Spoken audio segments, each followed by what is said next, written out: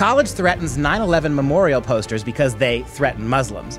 Alex Newman on Betsy DeVos in the Federal Department of Education, and doing away with science because science doesn't conform to liberal pieties. All next on The Dr. Duke Show.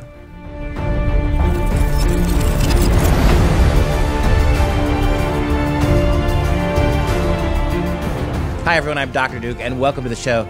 A little bit later in the program, we're going to talk to our international educational correspondent, Alex Newman, about the increasingly dangerous and clueless Department of Education at the federal level. Also, this is the Dr. Duke Show, and we are absolutely committed to bringing you all the education news from preschool all the way through graduate school and college. There is no program, no podcast, no video you can watch out there weekly that's going to give you this kind of down and dirty on what's happening in education. We're going to talk to you about how American government schools, public schools, are being politicized, centralized, federalized. We're going to talk about how our youngest kids now are being used as political pawns in a high-stakes game of social engineering. We're also going to talk to you about what's taking place in our college campuses, how your kids are paying a lot of money for an education that's only going to take them a very little way. And so stay attuned to the Dr. Duke Show week by week. Make sure you visit thedrdukeshow.com, subscribe to our weekly podcast, and stay educated. And now I want to bring in the one and only Katie Petrick for our top story segment today. Okay, we're going to start actually in El Dorado, California at Union Mine High School, where 17-year-old Joanne Butler is facing battery charges because she ripped off a MAGA hat off of a classmate's head, and then she slapped her teacher who was trying to escort her out of the room. Basically what happened is a young male student in English class had a Make America Great Again camo hat on his head. And I guess the hat triggered Joanne Butler, so she grabbed the hat, and the male teacher tried to escort her out of the room, and she slapped him. So now, in an interview done by CBS Sacramento, they interviewed Joanne, and she said that the hat is racist and a hateful symbol. And she has 2 counts of battery against her, 1 for the classmate, 1 for the teacher. And I guess she said she was making a political statement. She says, maybe just wake up people in some type of way, because it's not cool the environment our classroom is in. Well, to me, the thing that gets me about this, well, it's California, number one. And here she is. It's the lack of education that gets me. It's the lack of consistency. This young product of American government schools is really typical of the problem we have. She is 100% convinced of her rights. She is 100% convinced that her free speech is absolute. She's 100% convinced that she has the right to physically assault somebody she thinks is using speech the wrong way, never realizing that the student himself was simply making a very quiet political statement by wearing a hat. A hat which the school administrators have already told us is perfectly acceptable under the dress code. So we have a kid following the rules, a MAGA kid, and a Make America Great Trump supporter, who follows the rules, who wears a Trump cap to school because it's allowed. It's protected political speech. He doesn't wave it in anybody's faces. He wasn't using the hat to taunt people. He was just sitting there in class when this woke social justice warrior product of the public schools ripped the hat off him, assaulted the teacher who tried to get in between her and the hat. And in her interview afterward, all you hear from this particular individual is, my right, my protected speech. I was making a political statement. Sure you were. And you were doing it with violence and intimidation. And the fact that you slapped a teacher doesn't suggest to you that you stepped over the line. No, you couch yourself as the victim of harassment. Guys, this is exactly the mindset that we're teaching kids. These kids don't read very well. They don't write very well. Their math skills are in the toilet. And yet their arrogance and their entitlement when it comes to their own brand of politics, ironically, the same brand of politics their teachers all practice, is off the charts. Really high levels of arrogance and entitlement, really low levels of intelligent and actual academic achievement makes for a very dangerous witch's brew when it comes to the future of this country. Yeah, and we know this is only going to get worse as we get inch closer and closer to the election coming up in November. And they actually also interviewed Butler's father, Chris, and he said he didn't approve of what his daughter did. However, he says, I don't agree with grabbing someone's hat and verbally taking to them in that way. But as far as the issue being brought up, maybe this is something that needs to be brought up. The kid was simply wearing a hat, and his daughter decided that it's her right to go knock it off his head. Well, this is indicative, too, isn't it? That dad concedes that somebody might have done something wrong. Never mentions his daughter, right? Perhaps somebody. It was wrong that somebody pulled the hat. It was perhaps wrong that somebody attacked a kid this way. That all having been said, we're not going to cast any aspersions on my precious little daughter, Snowflake Jr. What we're going to do instead is maybe take ignore all the violence and the assault, ignore all the lack of decorum and the physical violence leveled against the other teacher, teacher. And let's focus instead on the fact that maybe somewhere in all this hot mess, she brought up an issue that's worth talking about. Should we allow kids to have political speech in school if that speech is against his precious daughter's political worldview? It is a really sad commentary, but the apple, in this case, the wingnut doesn't fall far from the tree when you see how Dad took this and dealt with it. Yeah, well, she's been suspended for a week, and we'll see what happens with El Dorado County District Attorney to see if she formally gets charged with these battery charges. It's Colorado. It's California. So we'll see. I wouldn't expect much, but the fact that she is suspended and that you had an actual teacher in the California school system who stood in between her and the victim of this crime. An English teacher. Right, an English teacher. I suppose there's hope for something out there in California. All right. Other stories. So at Brown University, we know that science is no longer able to be science because if it doesn't fit the political agenda. And it's happening at Brown University, and our listeners maybe already heard about this story, but there's a twist involved. So Brown University had a recent promotion and then a recant of a study that was published by assistant professor Dr. Lisa Littman. She is both a physician and a researcher at the university. Now, the latest research paper that she put out found that in some instances, children or younger teens may be claiming gender dysphoria and transgenderism due to external factors such as social media or that one of their friends began identifying as transgender. So what happened is she talked to about 250 parents of children who suffered from rapid onset gender dysphoria, and she found that nearly 2/3 of the teens or the young adults had one or more diagnoses of psychiatric disorder or neurodevelopmental disability prior to the onset of the gender dysphoria, and that nearly half of the parents said that their child had a traumatic or stressful event prior to the onset. And some of these traumatic or stressful events included being bullied, sexually assaulted, or having their parents be divorced. So you have a professor here at Brown University, one of our elite educational Ivy League schools, hired because her credentials were impeccable. You don't get jobs at Brown unless you're Ta-Nehisi Coates and it's social justice warriorism. You don't get jobs at Brown unless you have really serious research credentials. This woman is a professor and she is a practicing physician. Her study was well documented, it was well sourced, it was conducted by all the legitimate scientific parameters that people like her have to use when they publish data, and it proves something really interesting, that something we already knew, that kids are highly suggestible the younger they are. Is it surprising that we make such a fuss out of transgender kids in kindergarten, middle school, and high school, elementary school? Is it really surprising when we, for 6- and 7-year-olds, start lauding and approving kids if they come out in class? Remember that story about a year ago about a kid in kindergarten in California who the teacher threw a coming out party for him. 5-year-old kid who decided he was going to transgender. And the teacher stopped the class in the middle of a school day. She brought the kid up, and the kid sort of ceremonially stripped his clothes off and put on the clothes of the opposite gender. And this was a big party. You're telling me that kind of attention given to little elementary school kids isn't going to want other elementary kids, particularly lonely or kids from broken families, kids who aren't sure of themselves at that age, kids who are a little shy. Would we not absolutely expect that little children, elementary, even middle school kids, when that kind of attention is paid to somebody who does something like that that they're going to suddenly, I love the phrase for it, immediate onset gender dysphoria? Rapid onset gender dysphoria. In other words, I see somebody else getting a cookie, I want a cookie too. So I'll put on anything you want me to wear, just give me the cookie. I do know that is true with you. So what happened, though, is after the article was published, and so Brown University put out a press release announcing this research, and within 5 days, Brown University came back and issued a public letter saying that basically they did not support what's happening. So the dean of the School of Public Health, Bess Marcus, issued a public letter, and here, I'll let you judge what you think of this. She says, she cites fears that the, quote, conclusions of the study could be used to discredit the efforts to support transgender youth and invalidate perspectives of members of the transgender community. The dean's letter ends by calling for a future symposium with a panel of experts who will present the latest research in this area and define directions for future work. So, your research seems to suggest that mankind can split the atom. As a matter of fact, you lay out in your research a pioneering way for the first time in human history to split an atom with all the potential benefits of that research. But in pursuing that research, somebody might see it as an excuse to build an atom bomb. So let's just drop all the science. Let's have a symposium instead in which we talk about ways to support people who don't want the atom split because atoms may be split for the wrong reasons. You've got to be kidding me here.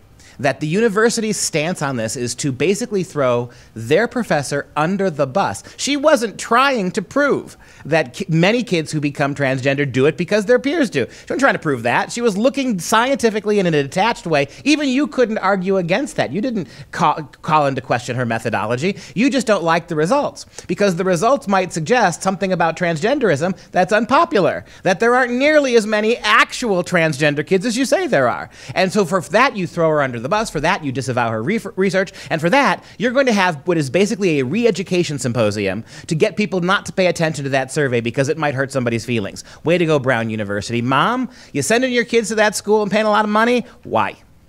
Yeah, I like what I actually found. Jeffrey Flyer, he's a Harvard University professor and a former dean of Harvard Medical School. He wrote in the Quillette, and he basically blasted what Brown University did. And I was actually surprised at what he said. He says, for centuries, universities struggled to protect the ability of their faculties to conduct research seen as offensive, whether by the church, the state, or other powerful influences. Their success in this regard represents one of the great intellectual triumphs of modern times, one that sits at the foundation of liberal societies. This is why the stakes are high at Brown University. Its leaders must not allow any single politically charged issue, including gender dysphoria, from becoming the thin edge of a wedge that gradually undermines our precious, hard-won academic freedoms. I couldn't have said it better myself, except I just did 2 minutes ago, right? However... But he's at Harvard. What's the title? Give me the title. Put that article up there, Mikey. Former dean of Harvard Medical School, right? Yes, but... One wonders if he could have said that if he were still dean of Harvard Medical School. I have my doubts. Well, yeah, that's a good point. Okay, fine. We'll go with it. But... we're going to move on because we have a next story that we've heard about before, but apparently it's happening more than, I guess, one may have thought. You've heard of ecosexuality before? Well, it's on the rise. So more ecosexual professors are having sex with trees. New academic piece in the journal Feminist Theory by Professor Lauren Whitworth of St. Mary's College of Maryland examines the ecosexuals' encounters with the natural environment. What's an ecosexual, you may be pondering? Well, Whitworth said it's potentially three things. Number one, a person that finds nature sensual, sexy. Number two, a new sexual identity. And number three, a person who takes the earth as their lover. So that third definition, it's given an example by Whitworth when she writes of Annie Sprinkle. And yes, that's the name she chose. It's not her real name. But Annie Sprinkle was the first, she basically came out with this whole ecosexual revolution. And she talks about in this study that Annie Sprinkle's first sexual encounter with a redwood tree at Yosemite National Park. Are you going to make me read what she said? Yeah, I want you to read what she said. I love the scent of the trunk, like vanilla mixed with soil. I have a strong memory of coming across a redwood that had fallen over from a storm. I walked around off the trail and peeked at its freshly exposed roots. So soft, so sensuous, so sexy. I had to touch them. She has dear memories of coming across a redwood. Yeah. Now, I'm not even going to go down that road. Go back to the picture. For those of you who are listening on the podcast, there's a picture of a woman hugging a huge tree trunk. Now, there's a really more obviously Freudian excuse for this, right? If you see this picture of this woman with her arms wrapped around a great big fat trunk, you just listen to Annie Sprinkle and wondering what she was sprinkling across innocent nature, talking about the smell of this big trunk and blah-blah-blah-blah-blah. There's an obvious, if Freud hadn't been so utterly debunked and depantsed by feminists, there's a huge elephant in the room here that we're not going to talk about in terms of what these women are really after. But it is quite interesting, isn't it, that primarily ecosexuality is a female thing. It's female professors rubbing themselves around various local monuments and landmarks and humping the dirt. Literally, in one story, there's a woman who likes to go out and roll around, in her own words, hump the mud. So I guess, when you stop and think about it, it's an alternative sexuality. Yep. Right? So yes. That's something we have to know. You can't criticize it. No. So it's not just stupid. It's not just juvenile. They've labeled it an alternative sexuality, and we know when you label something an alternative sexuality, it is absolutely genetically grounded in that person's the fiber of their being. But I ask the question I always ask when these stories come up: did they have permission from nature? Exactly. Yep. There's the consent on the tree's behalf there. I mean, think about it. If you're grinding up against somebody's petrified hardwood in California, if that's what you're doing, did you ask? I mean, to the degree that Mother Nature by these eco-wackos is portrayed as female, Gaia, the Earth mother. So what you're doing really is raping another woman. Right? You are, despite all the tree imagery, you are raping another woman. You do not have consent from her to sprinkle yourself all across her in a sexual way, and yet you are doing it. So where is the outrage by this? This new sexual orientation is based on consentless sex. I would imagine that these universities, because there's no possible way that a fallen lump of petrified hard wood can consent to being rubbed against by Annie Sprinkle, by definition, consent can't be granted. And so consequently, it is rape, and Annie Sprinkle should be jailed for her prurient sexual activities against nature. Yeah, and one more thing. There is a manifesto out there. So if you want to read it... It's a woman-festo. Well, they called it a manifesto. A manifesto, okay. I know. But if you want to read Annie Sprinkle and her partner, Beth Stevens. Oh, lesbian couple. Yes. Outstanding. And I believe she's an art professor in Santa Cruz, which makes perfect sense. But anyway, there's a manifesto you can read about, and you can find where Annie Sprinkle says that flowers are tree genitals. Flowers are tree genitals. Yep. There you go. Okay. More feminism, because now we have the Feminist Fight Club. That's my fighting. Just kidding. All right, so activists at Colorado State University, they developed a Feminist Fight Club, and it's actually based off of a book that was written by Jessica Bennett called Feminist Fight Club, and they're using it to help learn the moves of what it means. They're saying that there are problematic behaviors, and some of these problematic behaviors you encounter on campus include manterrupting. Can you guess what manterrupting is? It's when a man interrupts a woman. Okay. I was going to do it, but then I would have been guilty. I had to keep my mouth. See, if I had jumped in and said what I thought it meant, you'd have said guilty. So I kept my mouth shut. All right. I didn't mansplain either. And bropropriation. When a man appropriates a woman's idea. So members of this Feminist Fight Club are encouraged to fight a manterrupter by interrupting an interrupter on behalf of your fellow woman. And I assume you know Fight Club. And what's the first rule of Fight Club? Never talk about Fight Club. What's the first rule of the Feminist Fight Club? Always keep your mouth flapping about everything. You must talk about the Feminist Fight Club at Colorado State University. We fight patriarchy and all forms of harassment, bullying, inequity, discrimination, isms, and phobias, not each other. And another rule is the fight is not over until we have achieved gender equity for all people. So they fight isms. They fight isms and phobias. Does that include include feminism? It's a very good question. I bet it's looked not. at that. I bet it not. wouldn't include So it. you just love this, right? The idea of men fighting other men, right, in an actual fight club is considered A, homoerotic by these feminists, and B, toxic masculinity, right? So what do these feminists do? They appropriate the language, the image, the idea of Fight Club for their own toxic femininity. And that's the thing, you know. When you think about how masculinity is perceived in college campuses, every masculine thing, providing security, protection, things that men are biologically and culturally conditioned to do when it comes to women are now toxic. And yet when women seize those things and use it to attack other women and to attack men for being men, what we have here really is a toxic culture of femininity, one that empowers and entitles women to evidently grind themselves against nature, innocent nature, without having to ask permission. It is a ridiculous situation here, but even Fight Club itself, I remember when I was teaching in Philadelphia, about 20 years ago, right about when Fight Club came out, there was a group of girls at this very small college who would come and talk to me about their version of Fight Club, which they called foxy boxing. Right? So foxy boxing was a bunch of girls getting in a room, I assume with shirts on. I mean, I know in Fight Club the boys strip their shirts off, right? But I assume with shirts on. I mean, you let your imagination run wild. But that these foxy boxers were getting together and they were punching each other, evidently. I'd rather watch, to me, give them pillows and let them go at it. I'd watch that, but the foxy boxing, I don't know. But here you are 20 years later with university feminists, again, having a hard time coming up with their own things, feminists on campus. Notice what they keep doing. They keep appropriating man things. They keep taking things that men invented, emptying out of the men, and putting women in them, and pretending that they've done something feminist. No, you haven't. You've done something derogatory and derisive, but you've also done something utterly, utterly, utterly dependent on what somebody else did. Men built it. You couldn't tear it down. Number one. Number two, you couldn't really replace men. So what did you do? You hollowed it out, you culturally appropriated it for yourself, and you pretend that it's your own thing. It's not. And that's the sad thing about what you do.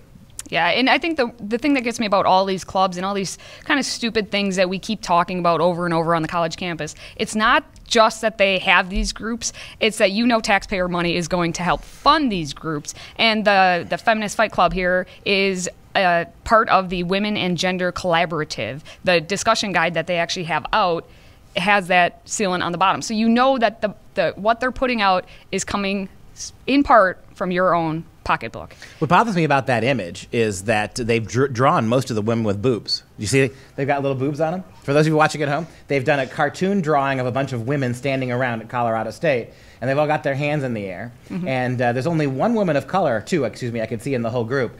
And they've actually taken the trouble of drawing boobs, little squiggly cup lines to signify boobs. I thought these woke feminists recognized that not all women have boobs. I thought they knew that. Well, they might identify as having them. It's awfully retrograde. It is. It also says, excuse me, is this the Beyonce dance class? Okay. Well, when I think empowering feminism, I think of Beyonce shaking her can up on stage. That's the first image that comes to my mind. Oh, and then I found there is one more rule that I wanted to talk about in the Feminist Fight Club. You can read them all in this lovely guide. But number 7, no wallflowers. Everyone must fight.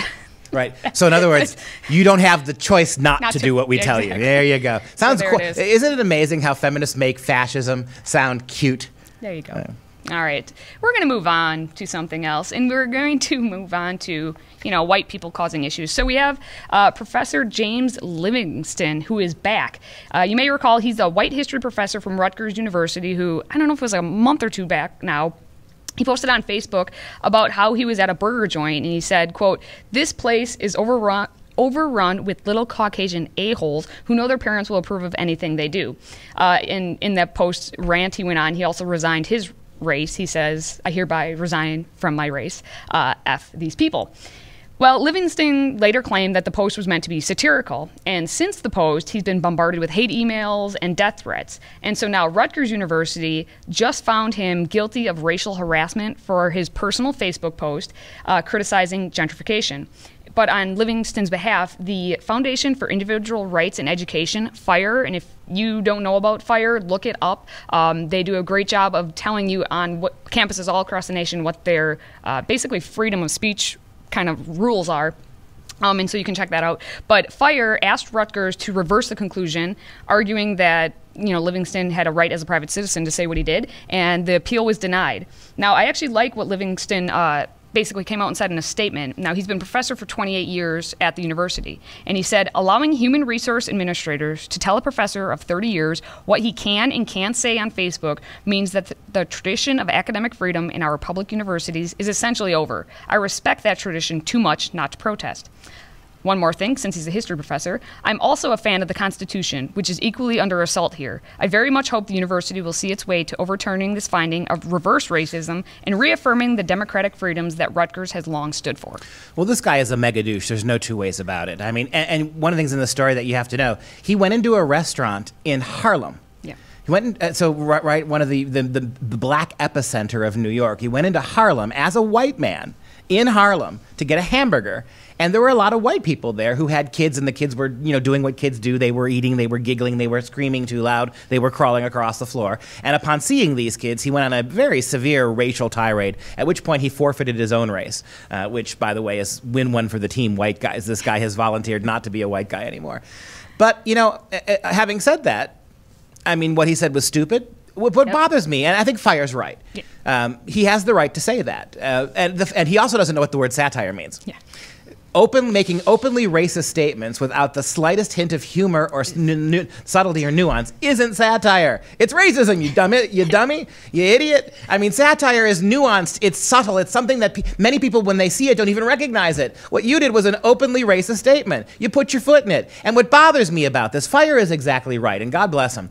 You have the right to say those things, and your free speech in your own private time should not be censored by your university. I agree with you on that. However, what troubles me about these stories is that this is the kind of guy working in the kind of university, in the kind of a department, who is quick to censor anybody from a conservative side who would have said the same thing. This guy would have been all over if a white male colleague of his in the history department at Rutgers said something similar about black babies in some white bread suburb of New York. all right, pick one. So they're all surrounding the city, had walked into a white restaurant, seen little black kids crawling on the floor and screaming, and said that person wouldn't have just been censored, wouldn't have just been called out on Facebook. They would have been driven out of the profession, and this guy would have been behind it. So FIRE is fantastic. They do, unlike progressive groups, they do a good job protecting progressive professors when they run afoul of speech codes as well, and they should keep doing it. But never let's forget the fact that this guy is a douche. He is an unsympathetic douche who, as a history professor, doesn't understand what satire is, who is an avowed racist. And by the way, getting rid of your own racial complexion, arguing, this is not like Michael Scott in The Office, who when he declares bankruptcy expects his troubles to go away. This is somebody who's white and male arguing that I'm just not anymore. Well, yes, you are. And you know why he disavowed his race?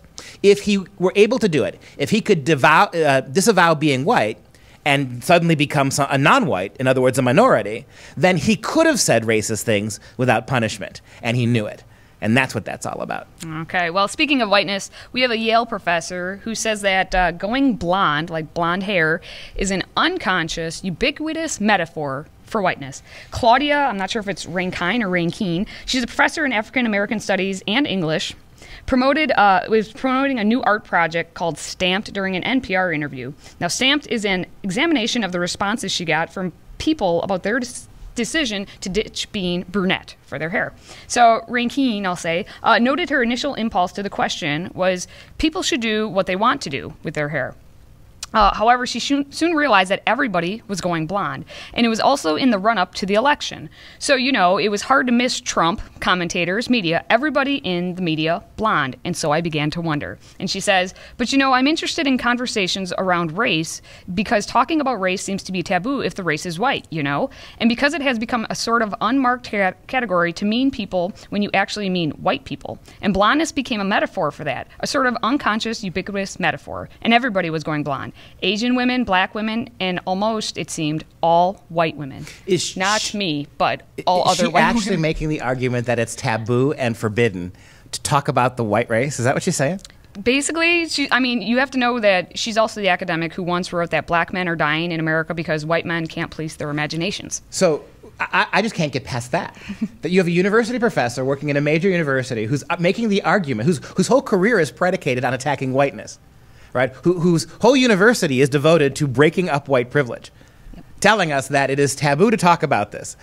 Talk about satire, not being completely unaware of you. Now that would be a great satire, right? There you go. An African-American English professor talking about how it's impossible for us to talk about whiteness on a modern universe. That would be satire, folks. You don't know what the word means. However, this is just insane, right? So the fact that black women go blonde, that tells us what exactly? That somehow it's white people's fault. It's everyone's fault. And right? she did mention Hillary Clinton and her hair change too. Yeah, that's right. You know, I mean, it's cultural appropriation. Why shouldn't we be mad for a different reason? I mean, it's okay. It's not okay for white people to have dreadlocks. It's not okay for white people to wear blackface. It's not okay for white people, apparently white women, to wear hoop earrings, which apparently is traced back to black Egyptian culture. Can't do that. However, it's perfectly okay for African-American women to go blonde. Why is that acceptable? And what about this trend on college campuses with people having pink and green hair? Isn't green hair an appropriation of Martian culture? Isn't pink hair an appropriation of Northern troll culture? I mean, do we really want to allow this kind of, and this is where the fascism comes in, right?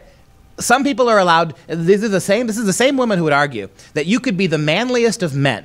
You could have all sorts of masculinity. You had hair coming out of every orifice. You could have big lumps everywhere. But if you say you're a woman, damn it, you're a woman, and no one is allowed to contradict you. You can appropriate womanhood just by a word. But going blonde, that's verboten. And it shows you the hypocritical fascism of this kind of left-wing thinking. People we like can be whatever they want, whenever they want to be, without any questions asked. However, if people we don't like, whose politics we don't like, they're not even allowed to change their contact lens color or their hair color. Because if they do so, then they'll be participating in racism. Must be nice at a university to set up a system where heads I win, tails you lose. Whatever I want to be, I'll be. Whatever you want to be, you can't be. And it's all based on race. Sounds awfully racist to me. All right, or hairist now. So Coiffist, I prefer. Okay, well, did I just interrupt you? You did I just interrupt you? That's it.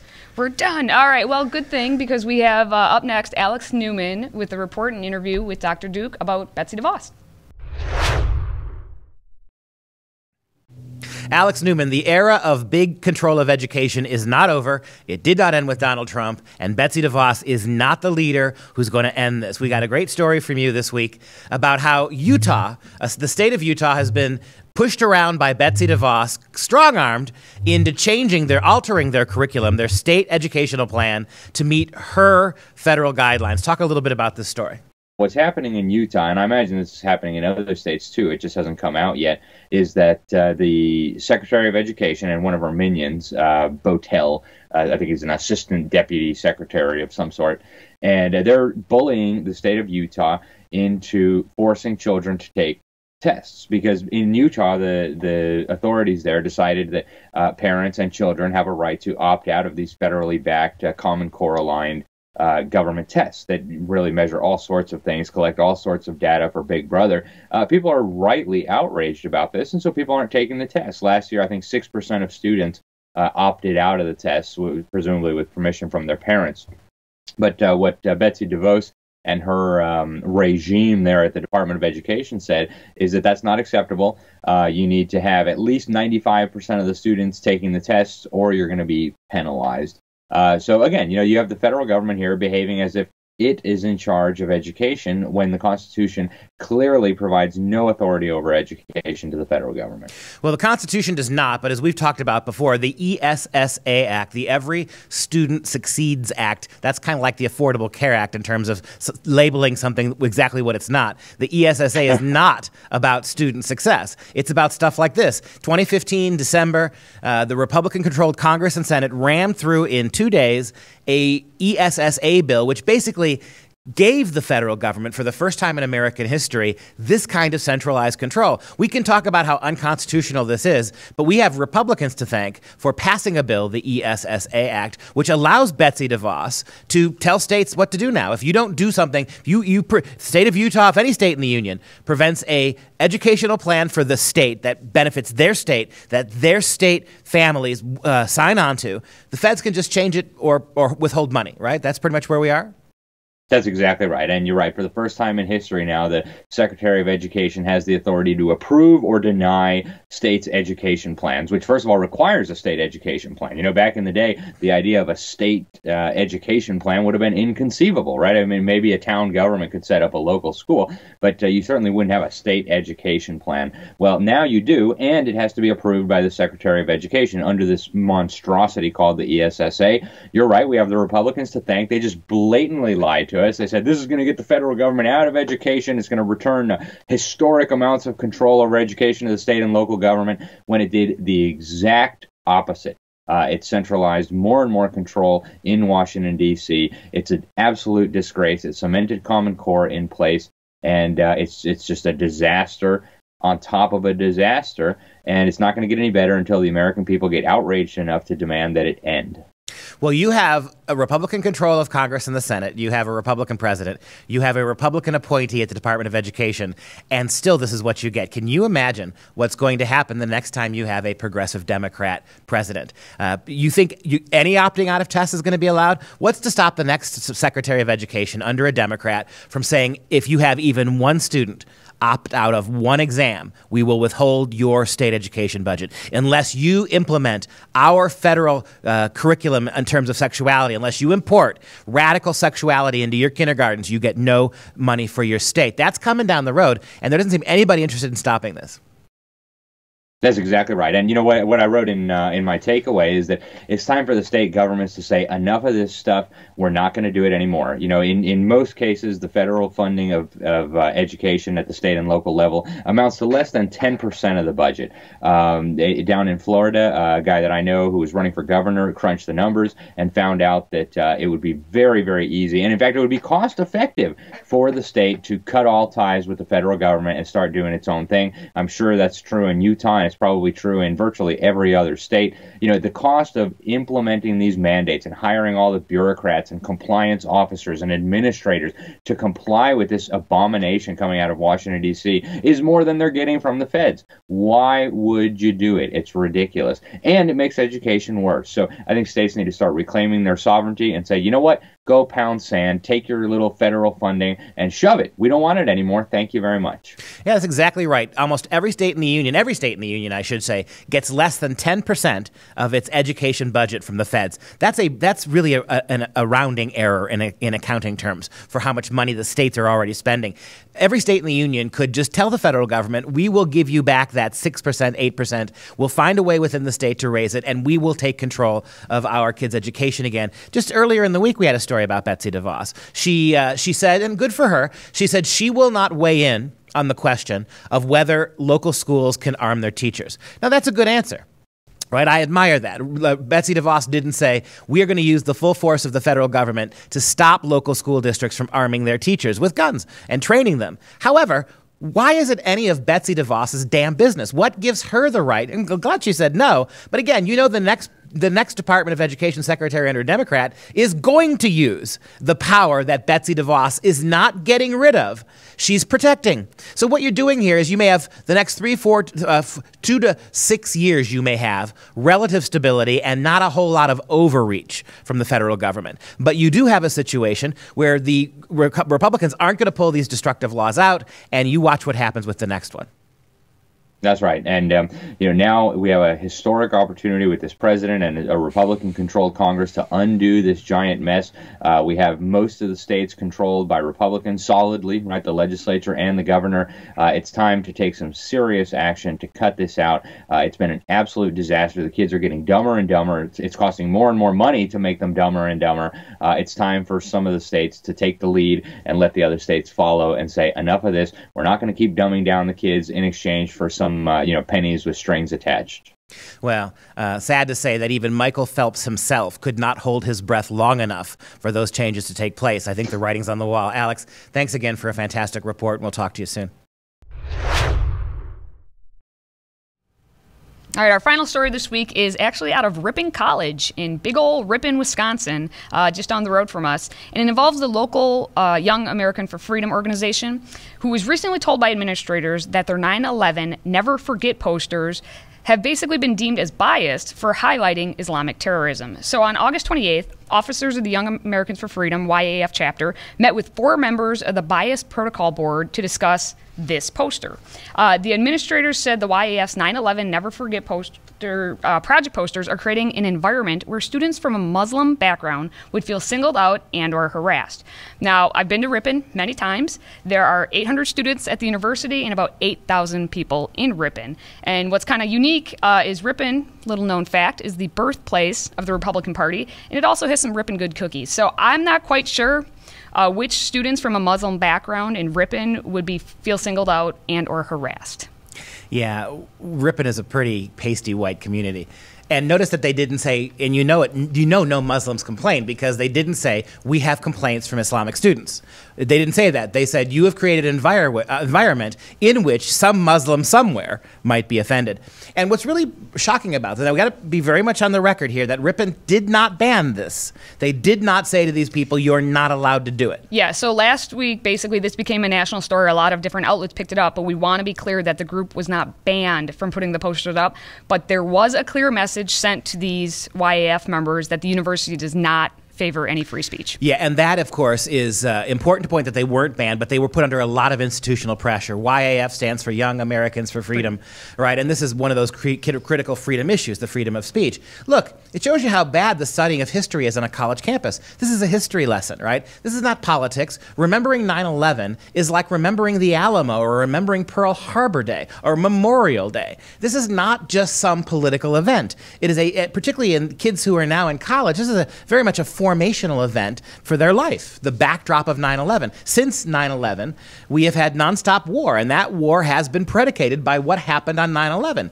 To honor that, to call to memory what happened within one generation ago is now considered verboten on a college campus because of who did it. And what I love about this story, by which I mean hate, what I hate about this story is the fact that you can't tell history if the bad guys are not white guys. If the bad guys aren't white guys, you can't tell the story. I am 100% convinced 20 years from now, some young left-wing director is going to make a biopic of 9/11 and is going to replace all of the 1920 Muslims with neo-Nazi skinheads, right? And no one will even know by that point who actually did it. Because the only stories you've noticed this in Hollywood, haven't you? Watch these movies. You can't even have villains who are no more black villains, no more Hispanic villains, no more every villain. Ultimately, you trace him back to some white guy in a cave, some white supremacist nationalist guy in a cave. So this is what's happening with Hollywood. It's not surprising what's happening on college campuses, but a college campus is a place where you would think there would be an accurate attempt to portray history. Just like we said at the beginning of the show, Katie. Science can't be science if it offends liberal pieties. We're not allowed to be scientific if it gets in the way of a liberal narrative. History, too. If we can't tell history if history doesn't make a progressive point. We can't tell history if history singles out for blame non-whites who did bad things. We just can't let our kids, heaven forbid we let our students think that somebody other than white people did bad things in the world. We might get dangerous balance in our education system, and we can't have that. Yeah, well, you started that comment out with, you would think. You would think. You would think. All right. I was in contact with YAF chapter president Hannah Krieger, and she told me that the administrators repeatedly stated that the posters were anti-Muslim and discouraged us from putting the posters up. We offered to alter, delete, or add to the posters to make them acceptable. In their eyes, the poster was not acceptable in any way, shape, or form, and the message YAF got from them was that the posters did not need to be up. And so during this, some of the comments made by some of the administrators are just laughable. One of the university officials said, some things on the poster don't have anything to do with 9/11, ISIS, for example. The next administrator said, I'm not sure. I think the Iran hostage issue was Islamic terrorism. If you look at the college's handbook under the Bias Incident Response Team, it says very clearly in there that they support free speech. But by what they're doing here, it sounds like they aren't. And Ms. Krieger, Hannah Krieger, told me too, furthermore, Muslims are by far the supermajority for victims when it comes to radical Islamic victims. If anything, this poster targets those who target Muslims and the United States of America. So what they're trying to do is just acknowledge it to all the people. It's not against Muslims, it's against terrorists and who are doing these radical things. And it's really exciting, though. She said that they're still going to put the posters up, even though they're being kind of, discouraged about doing it. And they're going to also put up blank copies to allow others to write what they think. YAF champions free speech. I believe this is a good way for others to positively display their freedom of speech. These posters will go all over the college, including academic buildings and dormitories. At the center of the poster, for you at home who are podcasting and can't see it, is the phrase, never forget. And that's more important than even the images of 9/11. That's more important even than the politics or lack of politics of this display. Never forget. It is one of the memories of the Holocaust. And the same argument you're making here, that we can whitewash history away, the history of 9/11 away because it might offend Muslims, is exactly what you could say about the history of the Holocaust. Never forget. This is a war. Unfortunately, it's only conservatives who are waging it. It's a war to never forget. To not turn history into one more way that politically correct social virtue signaling has transpired and has overridden all genuine education. We will never forget what happened in the Holocaust. And one of the ways we're going to do that is because we will never forget what happened in 9/11. We know who's responsible for the Holocaust. American universities have no problem calling out Nazis.